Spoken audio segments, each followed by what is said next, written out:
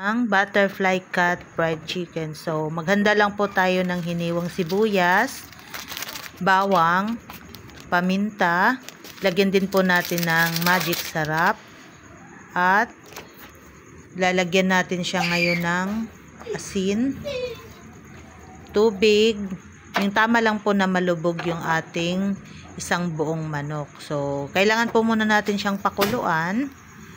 Ayan. Kapag kumulo na po yan, pwede na po nating ilagay yung ating manok. So guys, ganito po yung gawin niyo sa manok. Kung hindi niyo naman kaya, ipakat niyo na lang po sa palengke. Yan, nakaganyan. Tapos lagyan niyo lang po siya ng mga hiwa-hiwa.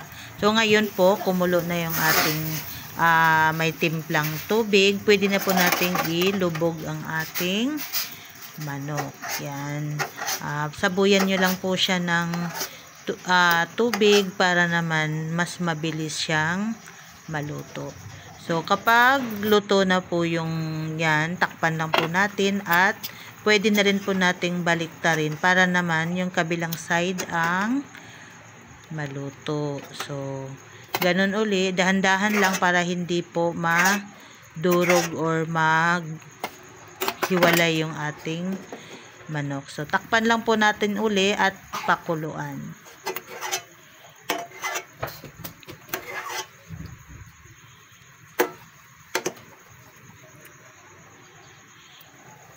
So, pagkatapos po niyan, magkabilaan na napakulo na, pwede na po natin i-turn off yung ating apoy at patutuyuin natin yung ating nilagang manok. So, guys, pinakuluan ko lang po siya ng 10 minutes. 5 minutes sa kabila, 5 minutes po sa kabilang side. At ipasok lang po natin siya sa freezer pag lumamig na. Palamigin lang po natin siya ng mga kalahating oras. Para naman po sa pagprito natin ay malutong po yung kanyang balat. Yan po. Tapos maghanda lang po tayo ng yan, breading po. So yung gamit ko po ngayon ay yung Tasty Boy kasi po mas malasa siya. Nasa inyo na po kung anong klaseng breading yung inyong gagamitin.